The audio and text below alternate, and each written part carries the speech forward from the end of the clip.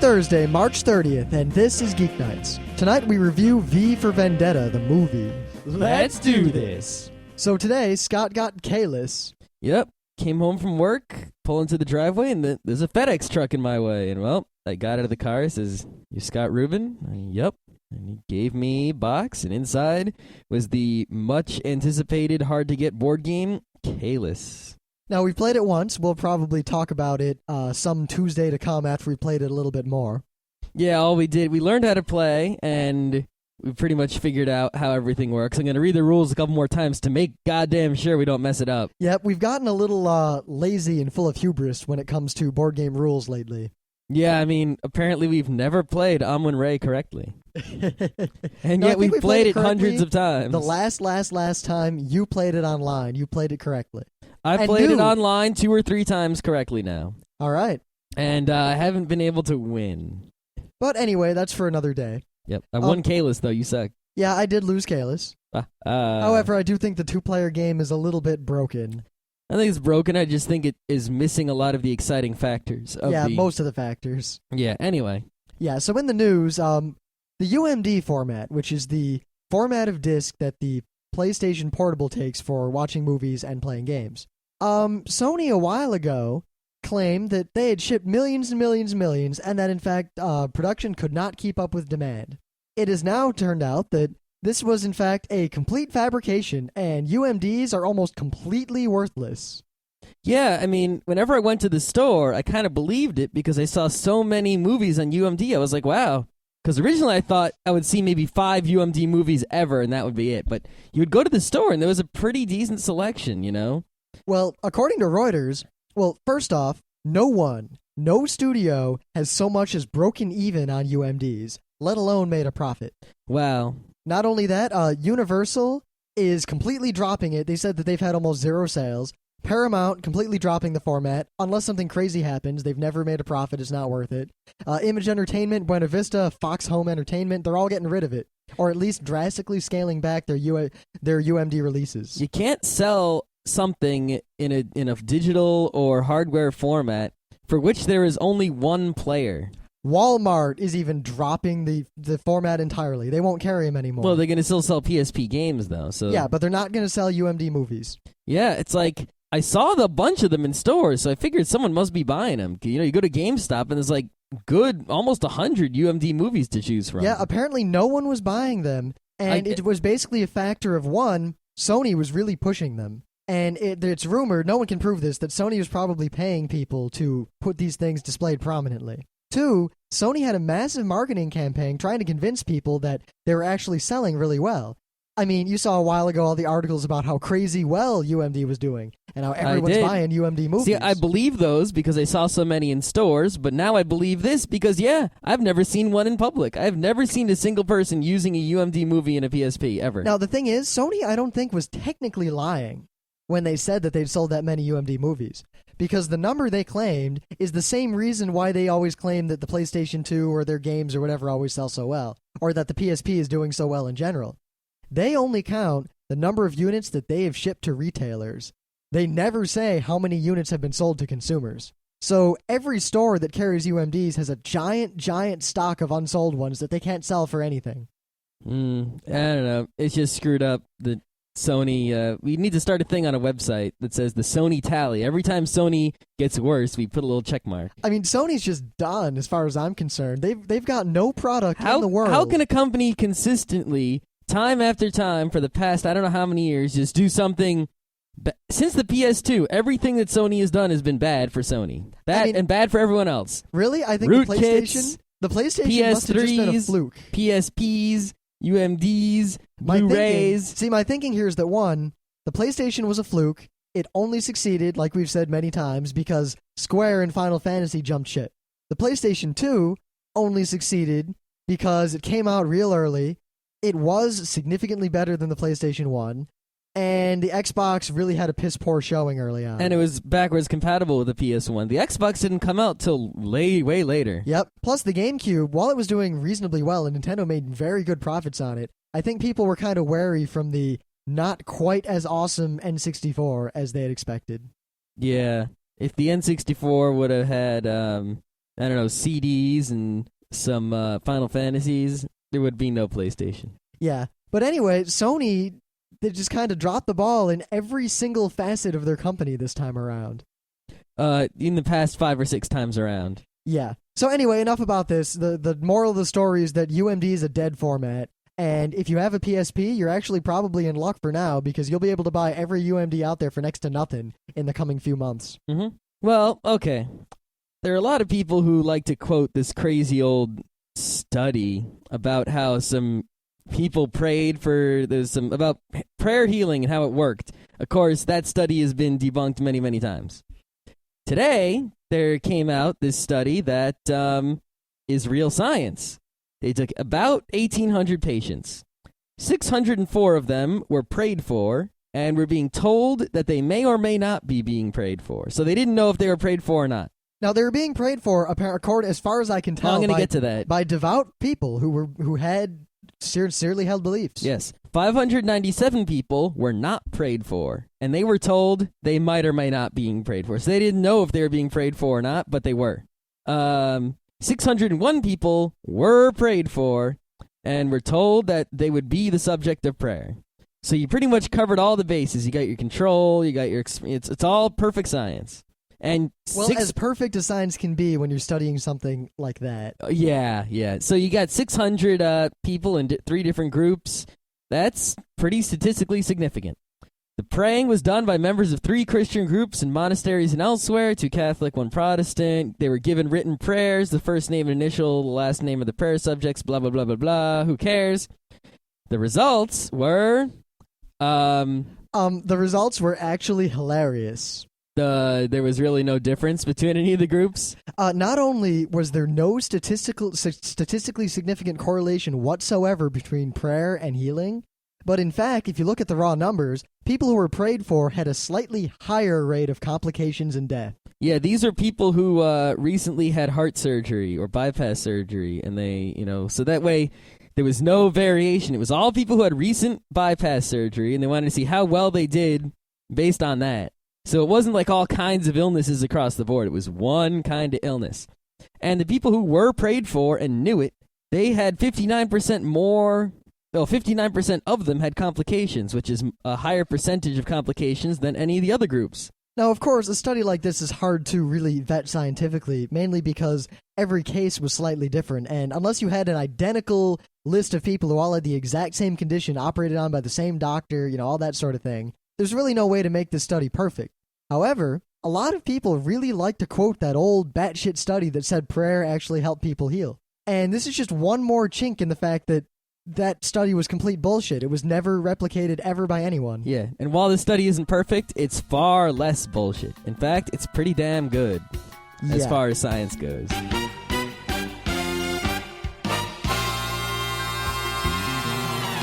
So, things of the day. My thing of the day is something that I thought was fairly interesting, and I found it a long time ago. Not a long time ago, maybe a couple weeks ago. But back then, the link to the trailer for this movie was dead, so I really wasn't sure if it was legitimate or a hoax. I think it's because it was Doug. Well, now they're hosting the videos on YouTube, so I was able to watch them, and I have verified that, at least as far as I can tell, this is legitimate. Basically, a bunch of fans have gotten together and made a low budget, not no budget, there's a big distinction there, Legend of Zelda movie called The Hero of Time. And I gotta say, watching the trailer, I'm fairly impressed with the level of production that they've put on. I didn't see it, so there's not much I can say about it. It looks fairly badass and well done. The makeup and the characters and everything looks amazing, except the guy they got to play Link looks kinda like a doof. Mm-hmm. Is it kind of like that fan-made Star Wars movie that was out a while ago that you can watch on the internet for free? A little bit. I mean, imagine a really well-done-looking movie. I mean, the trailer looks not professional, but definitely very much above average. They show, it's like awesome scene, cool guy in makeup. Oh, there's Link. He's a doof. Oh, fighting scene, guy on a horse in the distance. Ooh, Link in the distance. He looks good. Oh, Link up close. He's a doof. Mm-hmm. But honestly, I kind of want to see this, and I'm kind of looking forward to it. Yeah, I was looking forward to that Star Wars fan-made movie, and then I watched it, And it was really just a video fanfic. Everyone in it was like a scary person you see at a sci-fi convention. And Hey, it can't be as scary as those Star Trek people we saw at UberCon. yeah, but I mean, they had pretty high production values in that Star Wars one, and they had CG scenes with spaceships and everything. Yep, but, the Zelda one has a lot of CG. In fact, they're done filming and they're just finishing up the CG. yeah, but it was still a little painful to watch, and Yeah. I couldn't sit through the whole thing. So we'll see if I can sit through this whole thing. I think it's pretty cool. I'd like to see it, and maybe if you see the trailer, you'll change your mind. Or, yeah. Yeah, it better be free though. Not paying for it. Well, the only thing they have is they have a PayPal donate, but it's not very prominent. Yeah. Anyway, so I'm not exactly sure where this robot is from. Yeah, you might have seen a thread about, robot ninja pirate, etc., etc. Well, this is about robot. I think it's from the Robo 1 competition or something. Basically, it's a little tiny robot. I'm not sure if it's remote controlled or not because the site's in Japanese. It probably is remote controlled, I'm thinking. Scott found this literally 5 minutes before we went on the air, so he doesn't have any idea. Except there's a video of the robot in action fighting other robots with robot kung fu. And I must say, if the world were only robots and only robots that exist for real count, this is currently the kung fu master of the whole world. This robot's badass. Like, it literally, it uses the same techniques a couple times, but it has, 3 or 4 good techniques for knocking other robots down. And, towards the end of the video, it fights a robot that's bigger than itself and weighs twice as much, and it still manages to knock it down. And when the robot falls on its back, it does that little kung fu trick where you put your legs up in the air and then you flip up. It's pretty awesome. Yeah. And also, all the other robots are kind of slow and doofy. This one's, dancing around like Muhammad Ali. Wee, wee, wee, wee. I'll note that you said doofy. That's a word you would never say. I would submit, in fact, that the fact that I used the word so many times in my previous bit virally implanted your brain to say that word. Could be. Doof. Doofus. So it's Thursday, and as we promised, we're here to talk about V for Vendetta, the movie. And then we'll cross the spoiler line just like yesterday, where beyond that line, you probably shouldn't listen unless you've seen it. And we'll probably draw some comparisons between the movie and the comic and such and such. Yep. Now, for starters, we'll go real briefly over this because we know some people don't listen to all days of the show. But V for Vendetta was a comic first by Alan Moore and art by David Lloyd. And you should read it. It's a very good comic. You should listen to yesterday's episode if you want to know more about it, as we talked about it in fairly great detail. Yeah, even if you don't like comics, you should read this one. Probably, I would have to suggest after you watch the movie. Yeah, I mean, I read it immediately before the movie. As in, I read it, I finished it, we got in the car and went to the theater. Mm-hmm. But I think they both stand on their own. They do both stand on their own. And having one of them ruin what happens at the end for you does not ruin the other one by any means. No, not at all. Not at all. But I gotta say that, I can imagine someone like me, where, I saw the Akira movie and it was great. Then I read the Akira manga, and that was a zillion great. And then I saw the Akira movie again, and it wasn't as great as a result. I can imagine some people also being kind of like me, in where if you read the comic first and then see the movie, it won't be as great. But I can't imagine anyone seeing the movie and then that making the comic less great. Yeah, except maybe with the fake computer thing that I think was dumb. Quiet. You keep going on about how you think the fake computer was dumb. I just don't think it really belonged in the story. Well, we'll talk about it later. All right. But anyway, to real briefly, V for Vendetta, the comic and the movie, it's about a guy, literally a guy, Guy Fawkes. Guy-Fawkes. Now, if you don't know who Guy Fawkes is, one, I pity your soul. You are not an intelligent person who would it's a British holiday based on the fact that a long time ago, a man named Guy Fawkes tried to blow up Parliament. Almost got it. Remember the 5th of November of gunpowder, treason, and plot. You know, that old rhyme. Or it really you might did not happen. know it. Yeah, but really, this guy put barrels of gunpowder under the Parliament building and tried to blow it up. Imagine if some terrorists tried to blow up the White House and they caught them a minute before it blew up. These guys were standing under the White House, literally, with bombs, and then we caught them. And then we made a holiday about it. And we celebrated it for hundreds of years afterwards, so we didn't forget. Now, in this story, it's set in a 1984-ish kind of futuristic, alternate history kind of world. Very realistic future, not laser guns and all that, but...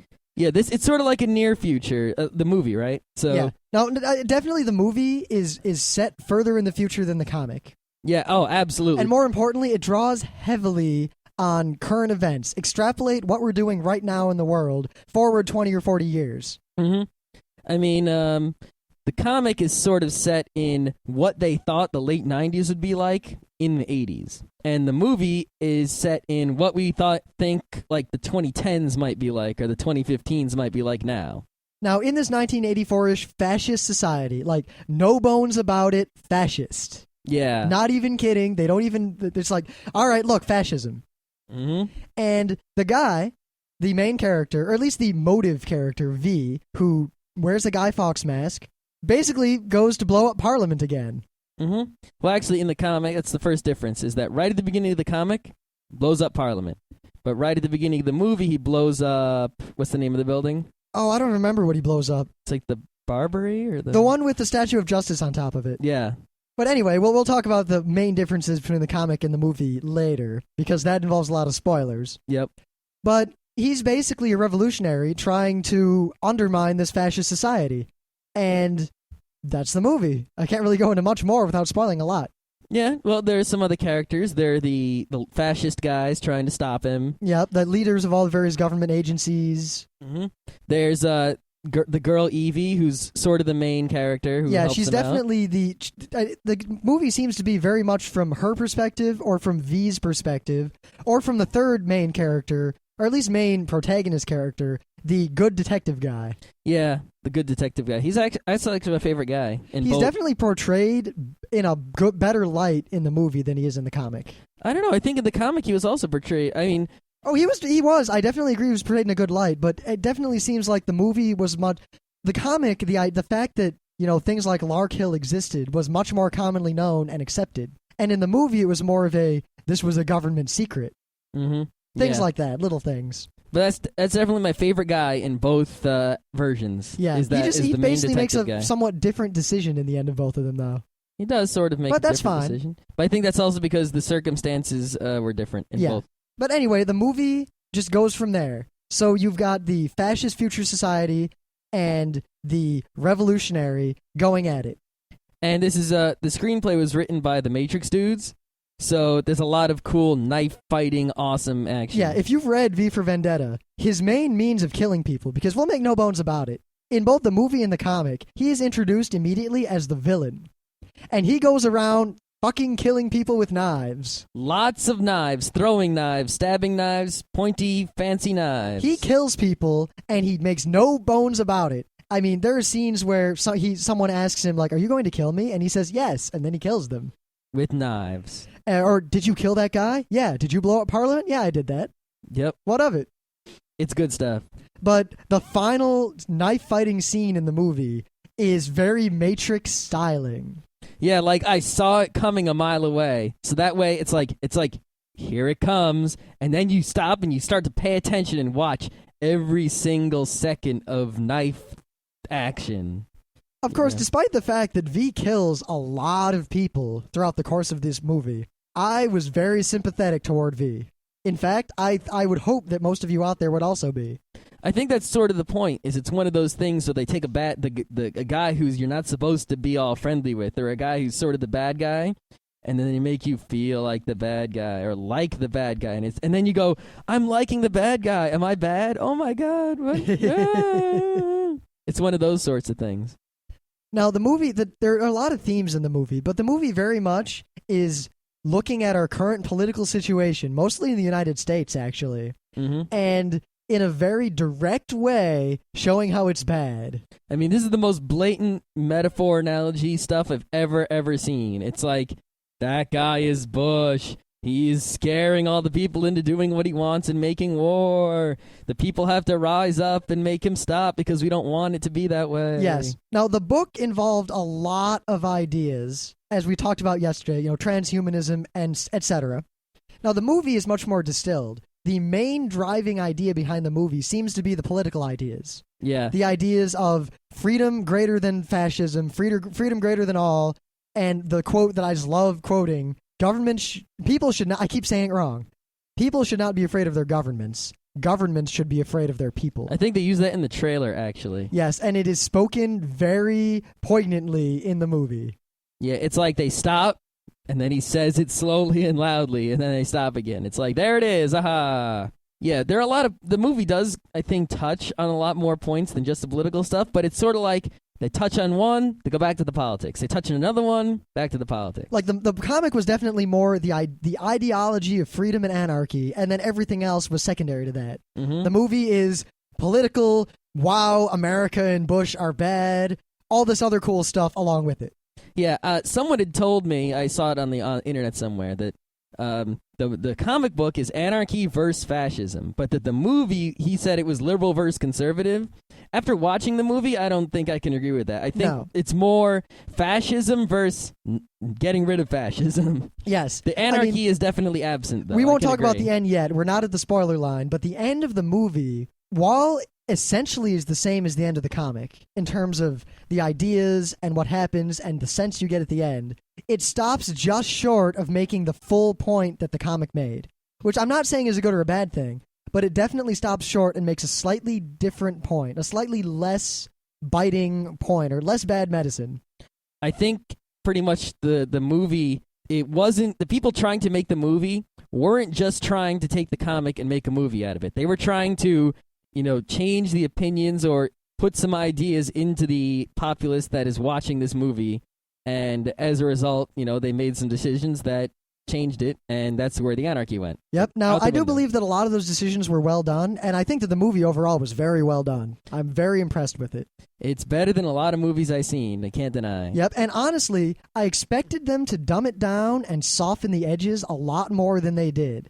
I mean, early on in the comic, the main girl, Evie, is a prostitute, or she's going to be a prostitute. Straight she's up. Not a prostitute. She's going to be. She's like a waitress or something who's short on money, and she goes out to prostitute herself for the first time ever. In the movie, and these aren't spoilers, this happens right away. In the movie, that doesn't happen. It's something completely different. It's something similar, but they don't come right out and say it. Yeah. But other than that, they don't. I mean, like, there's the priest in both, and pretty much his lines are identical in both the comic and the movie. Yeah, I thought that was pretty funny, the priest guy in the movie. Because, I mean, basically there's this priest, and he's hired a prostitute girl, and his advisor's like, I'm sorry, sir, there was a mix-up at the agency. She's not as young as you like. And he's like, oh dear.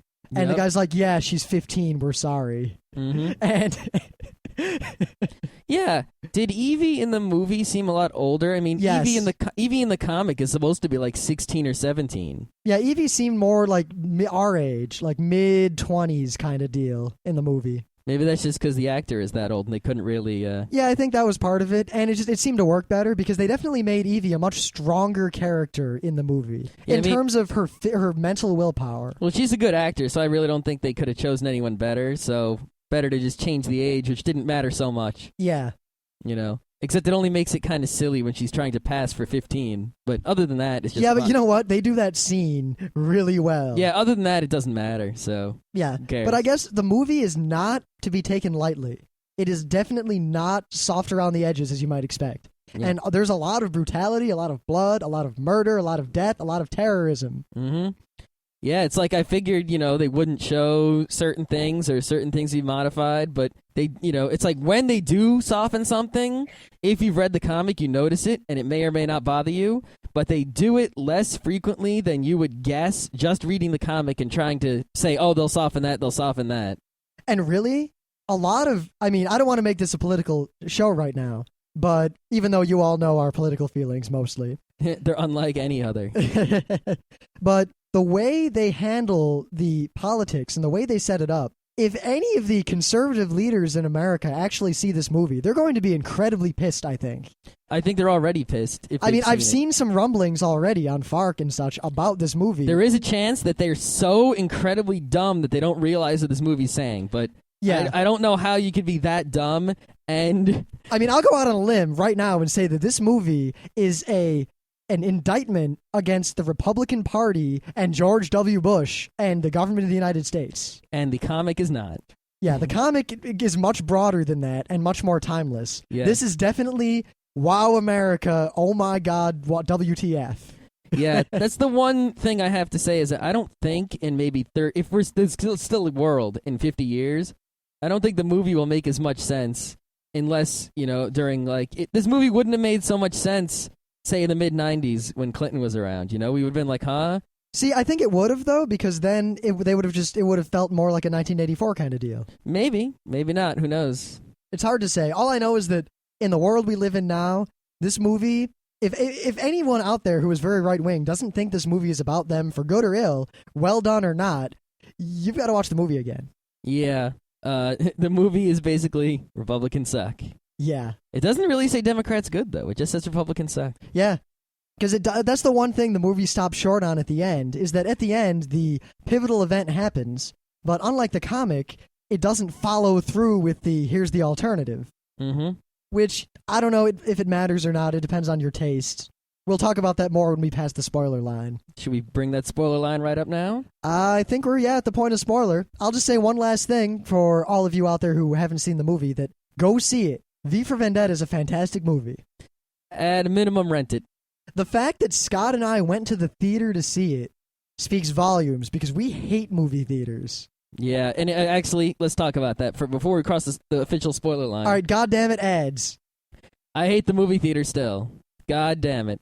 Now, I like the movie theater I go to in New York City all the time, because one, I always watch anime movies there, and two, they don't show ads. They just show trailers for other, like, art house type movies. I think that's the thing, is in an art house type movie, they don't show ads, and the people there are people there who want to watch the movie. They're not, I don't want to say this, but the dregs of society. Yeah, luckily we didn't run into too many dregs on Sunday. Yeah, it wasn't as bad as it could be, actually. There wasn't anyone yelling or talking so loudly. There was some kid next to me eating candy out of a crinkly bag. Oh, I hate the crinkly. Oh, that's the worst, especially I remember in college. Kids would have those, like, potato chip bags. Ugh. Oh, the crinkly.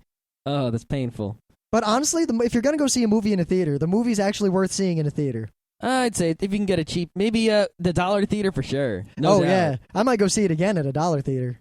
Again in the dollar theater? Yeah, now that I've seen it and I know exactly the differences, I'd like to read the comic again and then watch it again.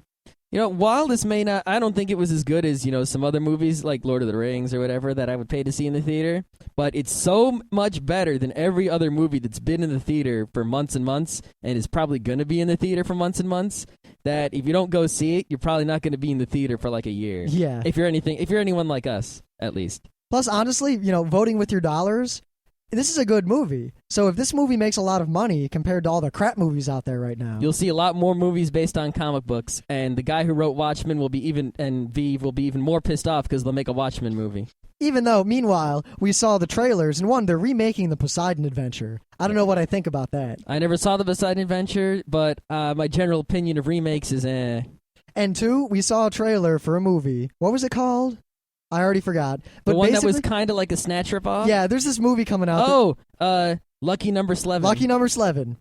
It looks almost exactly like Snatch. It looks like Snatch plus America minus the number of characters. Though there might be more. I mean, that was just a trailer. But that movie, I think we're going to see that movie. I was sold. See, I thought it was just a Snatch ripoff, so I was kind of lukewarm.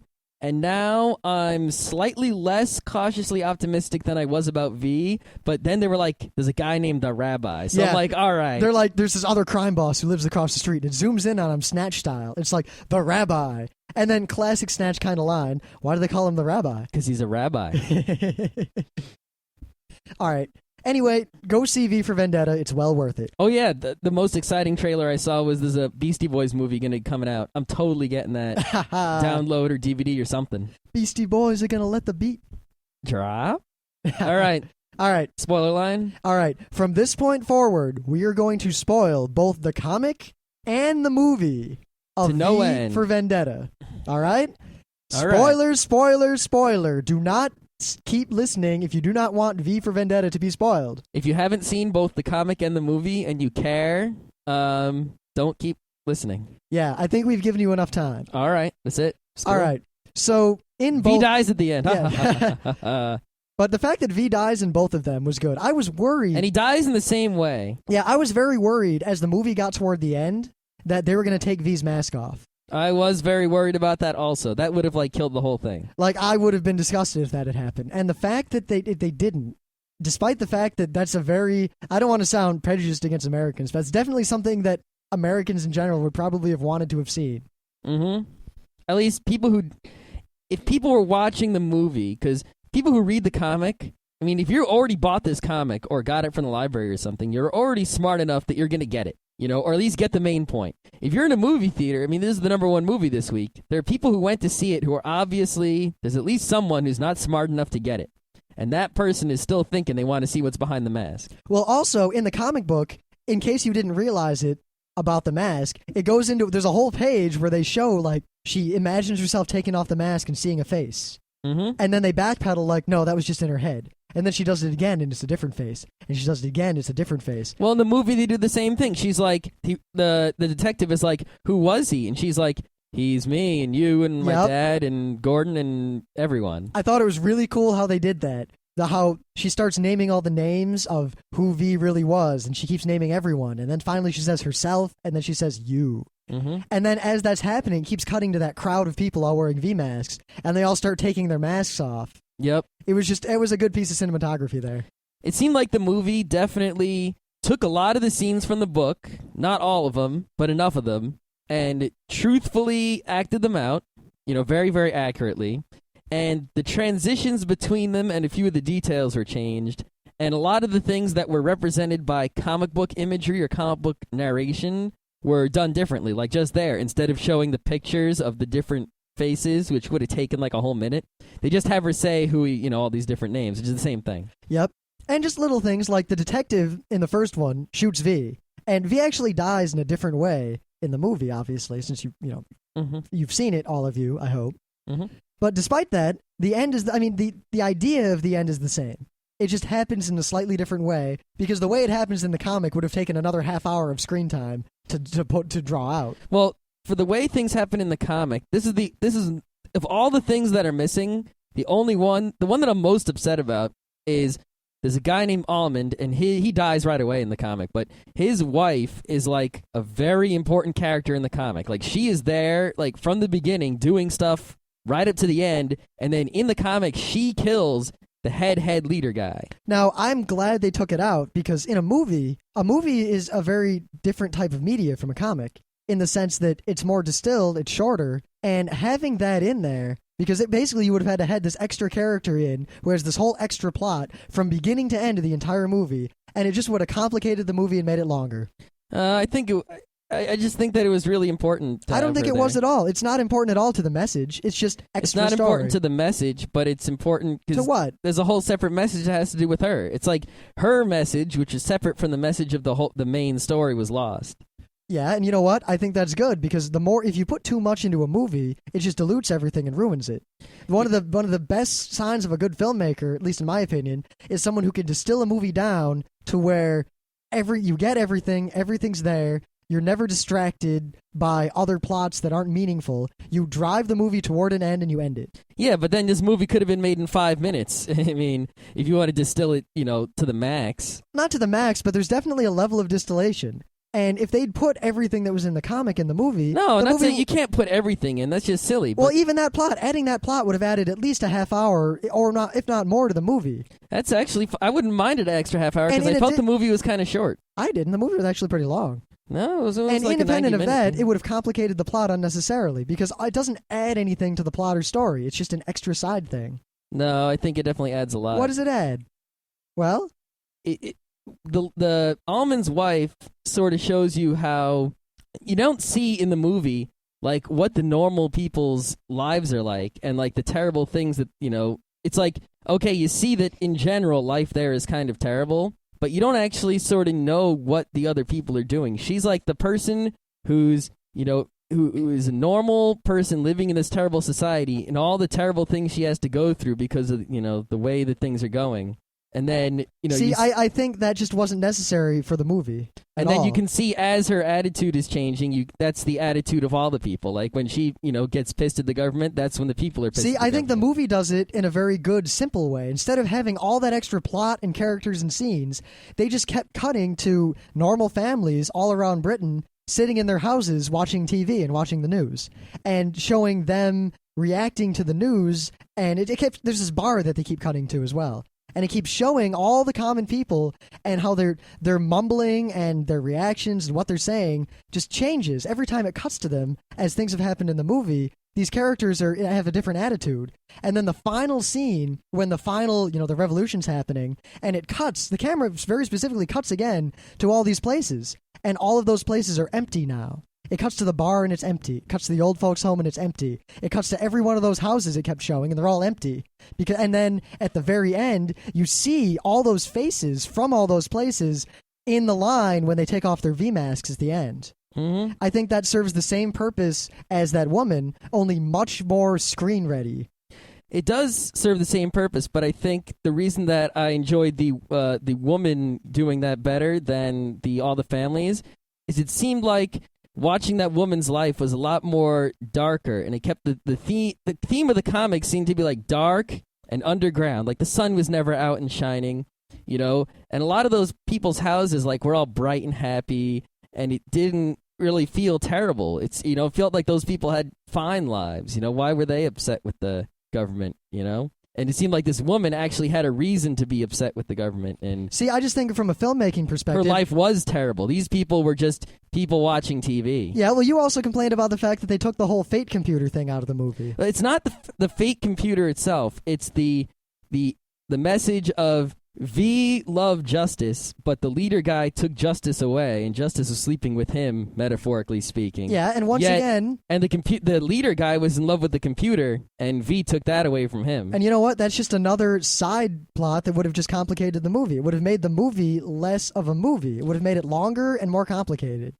You don't have to add everything in, but there are clever ways to do things. Oh yeah, and I think the way they dealt with not having the woman in was very clever. And I just think it's my opinion that having the woman and her plot in the movie would have made the movie overall complicated, longer, and just overall worse. See, it's just that The Lord of the Rings took a book and they made it into a movie, and they didn't include everything, and they did compress a lot and change quite a bit. But it didn't feel like anything was missing. And it was quite long. And a million people went to see it because they did it in such a clever way. It feels like this was good. V for Vendetta did the same thing. It's just almost as good. And it's just because it isn't as good as something someone else has done, I feel like you could have done it better. Here's the thing. You feel that way, and I disagree because I read V for Vendetta literally 10 minutes before I went to see the movie. I read it like a couple days before going to see the movie. So I'm just saying I read it. I went immediately to the movie. And despite the fact that, the woman subplot and the fate subplot were in my mind directly, I didn't miss them at all. In fact, I was glad the fate plot was not in the movie at all, because I didn't like it. And I was glad that the woman plot wasn't in, because it just would have complicated the movie. I didn't feel like I was missing anything. And in fact, I would have been disappointed if they had appeared. I felt like they were missing, and I felt like they could have been added without making it that much longer or more complicated. I don't think they could have at all. I'd like to ask someone who has experience in film what they have to say about that, but I don't think it could have been done reasonably.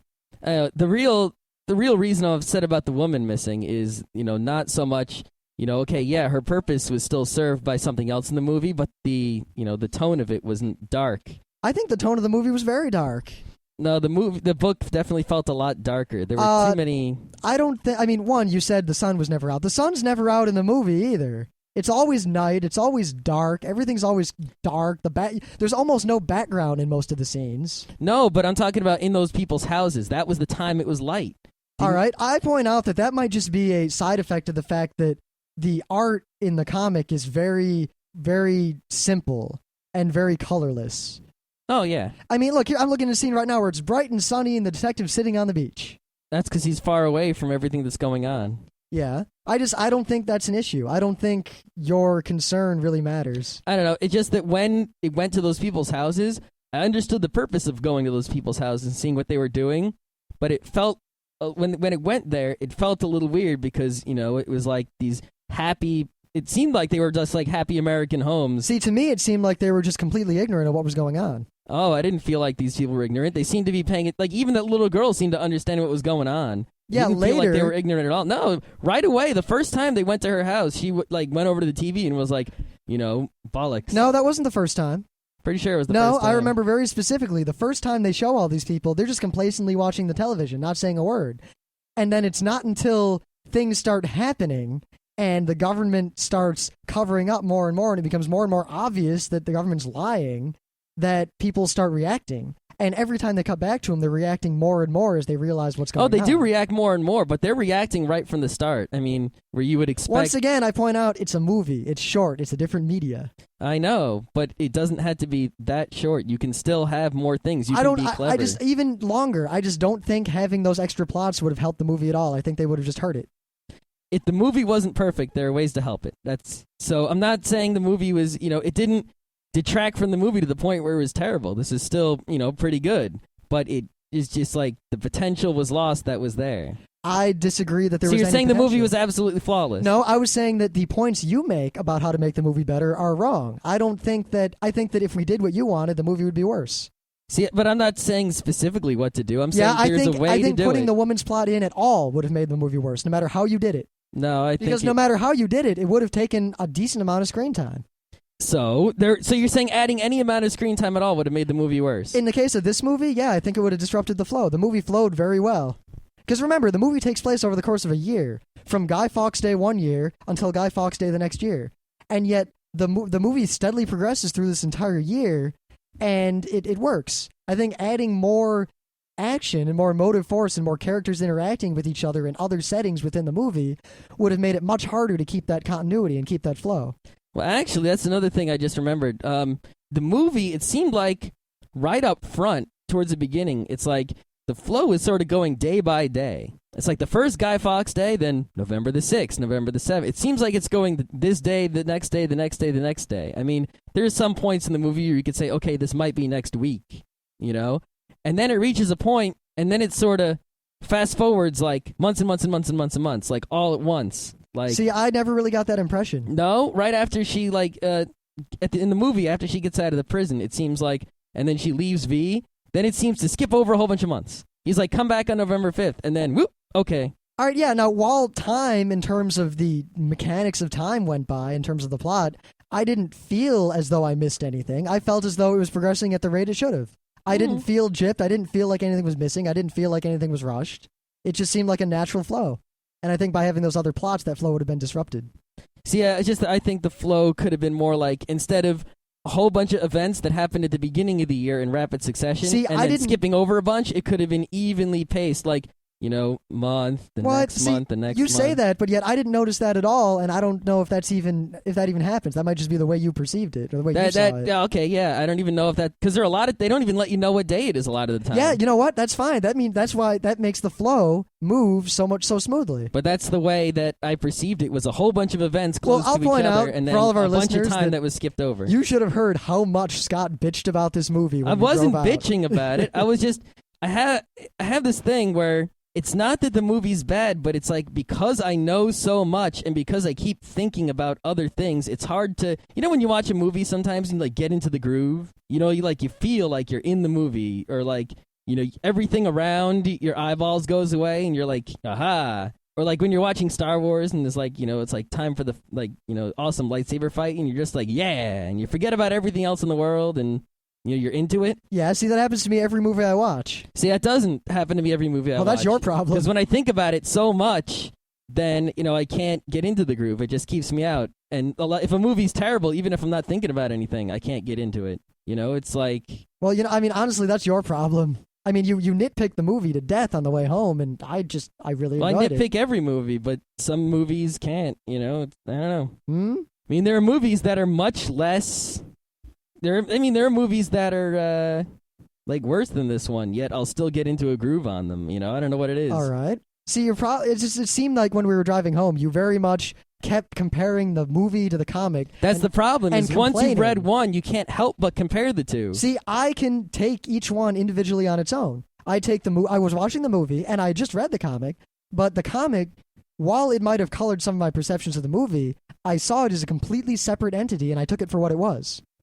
Yeah, see, I just have a hard time. Maybe if I watched it more times and tried real hard, but it's like, even if I'm, try to think about it as a separate entity, I can do so consciously, but I can't do so, in a feeling good sort of way. Well, honestly, because you just can't help but think. It's like if I tried to read Lord of the Rings now, right? And I read the word and it says Aragorn stabs the guy. I can't help but think of that guy who was acting as Aragorn in the movie. There's no way. I can't picture what I pictured Aragorn as when I read the book before the movie existed. Well, I hate to say it, but that's just a failing on your part, in my opinion. No, anyone out there, if you've ever seen a music video and you remember the music video and then you hear the song, you cannot help but think of the music video. There is no way. That's why they make music videos. It depends. Unless you've forgotten the music video or something, but I'm just saying that I can take V for Vendetta, the movie, completely independent of V for Vendetta, the comic, even though I've seen and read both. I can take it independently on a, conscious thought level, like I can think about it separately, but I can't watch it without, I can't watch or read one without thinking about the other. Yeah, which to me was just annoying because we couldn't talk about the movie on the way home because you kept nitpicking it and complaining about it. I wasn't nitpicking and complaining. I was just comparing and saying, this wasn't in there and that was, and this is, because that's all, you can't help but think about those things. They're just... I thought about them and I ignored them because they didn't seem relevant to the idea of either the movie or the comic. Because the idea in the main idea was the same, well, mostly the same, except for the politics, the main idea was the same. Actually, I think the politics idea was the same, too. The thing was, the movie just went more into the politics and less into everything else. I don't know. The politics were the same but different, It was like the same general idea, but the movie politics are much more honed in and pointed. I think that was... I don't think that matters. The political ideas were the same. The only difference was the examples they made and the way they did it. In terms of the actual political idea, I think they were almost identical. Except for the subtraction of the anarchy bit. No, the anarchy bit was the problem. You couldn't have all that in the movie. It would have just complicated it too much. Like I said way back, all the movie did at the end differently was that it had the punch of the end result, the fascism's overthrown, but it didn't have the follow through with now we have anarchy. It didn't follow through. It just stopped at the government has fallen. Yep. At the fascism has fallen. But the idea was the same. They just didn't follow through with the secondary idea. Yeah, well, that didn't really matter so much, actually. But, that's the only difference I saw. I don't know. It seems to me like your main complaint against anything that, my complaints were all like it wasn't complicated enough, and yours were it would have made it too complicated, yet you're always the person who's like, I like complex things. Yeah, I like complex things, but you know what? Movies are a specific type of media, and a good movie is not overly complicated because then it's not fun to watch, or it's not useful to watch, or it's not enjoyable, or the flow is wrong. That is true. However, the only point I'm making is that if you're going to, just make a new movie that happens to have the same characters and setting as some other media because you didn't, like a comic or a video game or something, and you're not actually going to try to do the exact same thing. And just I think they did. Media. I think they did almost the exact same thing. No, I don't think they did the exact same thing. Yeah, I think they did just as well as Lord of the Rings did. No, not even close. I'd say so. No, I would definitely say so. No, because Lord of the Rings is on like my A-list of movies. This is like... Oh, yeah, A-list of movies. How good a movie is or how good something has nothing to do with it. No, because the comic, if you somehow magically translated the comic into like a perfect movie, somehow by magic, right? All right. Then that would be on my A-list of movies without even like a question. See, for me, it's like, because this is Anime Day too, I can talk about, all right, you've got the Count of Monte Cristo, the book, and you've got Gankutsuo, the animation. Now, I've seen many of the Count of Monte Cristo movies over the years, and in my opinion, they're all terrible. Now, the book is long and specific and exacting and detailed. Now, Gankutsuo, the anime representation of the Count of Monte Cristo, it varies and diverges wildly from the book in terms of the actual plot, especially towards the end. It just goes off and everything's different. But the ideas between the two and the setting and the theme and just the ideology are identical. And as far as I'm concerned, Gankutsuo is probably the best film representation of the Count of Monte Cristo I've ever seen. And I haven't seen all of it, so I don't know if you can actually say that. But anyway. Well, I've seen the end, and I've seen the first, 8, and I've got a good idea of what happens in the middle, and I've read spoilers, and it follows the same idea. It just does it differently. And I think that that's what matters a lot more than following what actually happens point for point. See, I don't watch things to know what the idea is. I mean, if someone tells me what their idea is, it's like, yeah, I've heard every idea there is to hear. You're not telling me anything new.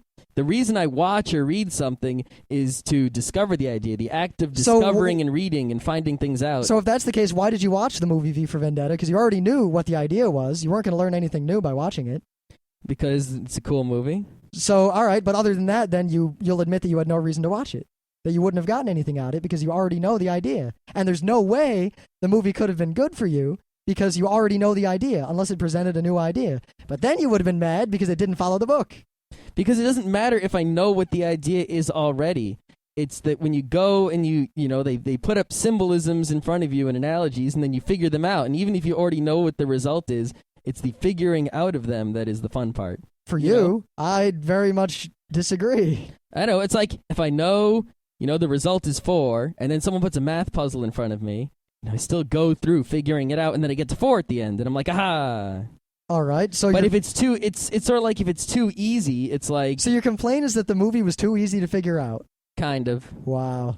I hate to say it. I don't want to sound rude, but that's a really fanboy kind of thinking in my eyes. It's not really. See, that's the thing. Well, not fanboy. I'd say comic book nerd. No, it's not, because nowadays anyone who says, "Oh, the comic did not exactly match the movie in every single panel, and the dialogue was off by 1 word," oh my god, that's a fanboy. But now it seems like anyone who says, "Oh, it wasn't," the exact same thing is now labeled as a fanboy. It's not that I'm not saying it is the exact same thing. No, I know expect that. it to be the exact same thing. I'm saying that I think you're really overly critical here. I'm not overly critical. Look, The Lord of the Rings didn't have Tom Bombadil. Who gives a shit? Yeah. That has nothing to do with it. Because while Tom Bombadil was great and important for the book, I think putting him in the movie would have just complicated things and made it Tom a bad Bombadil movie. is like this, crazy kind of fairy guy. He doesn't fit with the movie, No, my idea is that Tom Bombadil is the same as the Fate computer, in that it was unnecessary. No, because I can feel how Tom Bombadil just doesn't fit in with, what the movies are doing at all. But yeah, and you know what? The Fate computer definitely feels like it fits in. Not at all. It gives me a totally different feeling. Not to me. To me, the Fate computer is completely unnecessary. I don't know. I just get a different feeling from it. All right, to me, the Fate computer is just this extraneous thing that didn't even need to be in the comic. No, I felt that the Fate computer, I was constantly thinking about it in the comic. It wow. was like every time I saw thing. the Fate computer stuff, after I realized what was going on with it, I basically just ignored it. It just wasn't, it didn't seem to fit with everything else in the book. I don't know. When I read the comic, it was like, I was just, once you knew that there was this Fate computer running everything, you would start to see what it was running all over the place. You'd be like, oh, there it is. That's the Fate computer too. I mean, so once again, it's you want to have a movie or a book where you have to figure all these things out, and I just want to get the idea from it and the treatment of the idea. Maybe. I don't know. Well, yeah, because I know what I want. I know very much what I want out of movies and comics. And V for Vendetta, the movie, very much gave me what I wanted. No, it's just that I've seen, so many things, and I guess my sense is sort of dulled. It's like I just need intellectual exercise is what I'm looking for. And if I don't... Well, then why watch blockbuster movies? Because I also enjoy blatant, complete pulp, non-intellectual fighting and knife-throwing action. That's awesome. All right. And explosions. Great. Because I'm a man. Uh-huh. And, biologies and such. So somehow biologies are linked to explosions. Hey, I like the Predators and... See, I never really liked any of the Predator movies. I've only seen one. The first one's the only one you want to see. I didn't really like it. Oh, I love the Predator. And we were talking about Rambo earlier. I thought Rambo was dumb. Rambo 1 is also... It seems like the number ones of all those are okay. Predator 1, Rambo 1. Eh. Well, actually, Terminator 1 and 2, not 3. Well, most of our generation saw Terminator 2 before we saw Terminator 1, but that's a whole other issue. Not me. Most people I've spoken to saw 2 first. Well, that's because 2 made it a lot bigger in the theaters and things. Yep, and then everyone saw 2, wait a minute, and they went back and found 1. Yep. It doesn't matter because those movies you don't really need to see both of them in any particular order. But anyway, we've gone long. Case in point, I thought V for Vendetta was fantastic. Now, I don't think many people listen to our show who are this way, but if you were a right-winger or a right-wing Republican or very conservative in any way, I don't think you're going to like V for Vendetta. No, wait. If you're a real conservative, like Abraham Lincoln, you will love this movie. If you are a George Bushite, you will hate this movie so much. Oh Actually, I wish you hadn't used Abraham Lincoln as an example. Oh, yeah, that's true. Abraham Lincoln... Let me think of someone better. Hold on, because I forgot about his habeas corpus BS. Yeah, we won't get into it, but Abraham Lincoln is not a... I'm not pleased with Abraham Lincoln as a president. Yeah, he's just the first name that comes to mind when I think of old and conservative together. Yeah. John Adams, actually. Kind of. As compared to Thomas Jefferson. Wasn't Madison a conservative? He was a fiscal conservative. I don't know much else about his policies. Me either. Honestly, after Jefferson and Adams, I skipped a bit. Yeah. I mean, all those middle guys, Taft and whatnot. I know a lot about Taft, but that's like irrespective. You know what it is? It's from Abraham Lincoln up through Grover Teddy Cleveland? Roosevelt, no one cares. What? I care. What about Reconstruction, the Gilded Age? You mean what was it? It was Grant, and then All right, whatever. We're not. We're not going to get we'll into do this another now. show on funny presidents and not so funny presidents. And this whole bit of presidents you seem to have forgotten about. Yes. So real conservatives be at peace, but modern ones Neoconservatives, I guess. perhaps. Yeah, V for Vendetta is an indictment against everything you believe if you are a neoconservative. Well, that's because the Wachowski guys who made The Matrix, who wrote this screenplay, are this, liberal kind of dudes. So Well, also, I mean, V for Vendetta, if you read the comic, is very, I mean, it has all these other ideas in it, but it's a very relevant bit of political writing, among other things. Mm-hmm. And the movie just takes that and applies it to the current political situation. Mm-hmm. Now, the only problem with it is that anyone who would get riled up by this, I think, has already been riled up by things like Fahrenheit 9/11 and all these other sorts of movies that have come out lately. A Control Room. Yep. You know what, actually? I could draw a lot of comparisons to this with Death Note. Easily.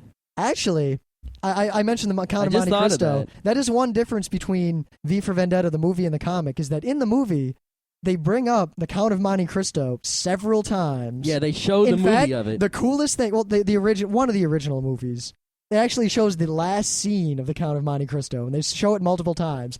So if you don't know how the Count of Monte Cristo ends, V for Vendetta ruins it. Mm-hmm. Just so you know. Yep. But anyway, It doesn't matter. my favorite part, like the part of the movie when I was just like, at the end when he asks who V was, and the first thing that Evie says is Edmond Dantès, Yep. who is obviously the Count of Monte Cristo. Mm-hmm. Yeah. Anyway, I said before, I'll say it again, we're wrapping up here. We've talked long enough. Mm-hmm. Thus concludes a non-themed week. Da-da-da. Should we have a themed week next week or not? Let's not lock it in since we're actually recording already a week in advance. Fine. 2 weeks from now is the second themed week unless something happens. Yeah, but 2 weeks from now, depends on when you all listen to this. Yeah. Let's just stop before we dig ourselves deeper. I'll check the convention schedule to make sure. Yeah, I will say one thing, a final meta bit here. You know how we say always, like, we record at night, we're a real night show. Even though we're recording, like, this current episode ahead of time, I'll tell you all right now that it is currently 10:12 p.m. Fuck. It's night, and we're recording. We Fuck. never, ever record during the day. Well, that's good because not a lot of V for Vendetta takes place during the day. Yeah. The funniest thing, my final bit, is that a friend of ours called me. I hadn't seen the movie yet, and I hadn't really read the comic yet, like a few days ago. She called, and she says, and this is funny, hey, this movie's out, and I think it's really up your alley. V for Vendetta. It's like, yeah, tell me something I haven't known about for 6 months. But the funniest thing, she goes on to say that, yeah, V really reminded me of you, if you were crazy. But, that's totally what you would do. And you know what? Yeah, Maybe. to a point. I don't think I'd wear a Guy Fawkes mask and run around with knives killing people. If I was more badass, I might be the detective guy. But in terms of political philosophy, and specifically in the comic, the idea of anarchy as a movement, as opposed to anarchy as, anarchy in the UK. Yeah, it fairly succinctly sums up some of my political ideas. Some of them. Some of them. Yeah. I mean, no one here is going to say there should be no government. It depends. There should be at least something. Yeah, there should be something. Not nothing. That's another Thursday show. Yeah, it is. All right, we're out of here. Mm.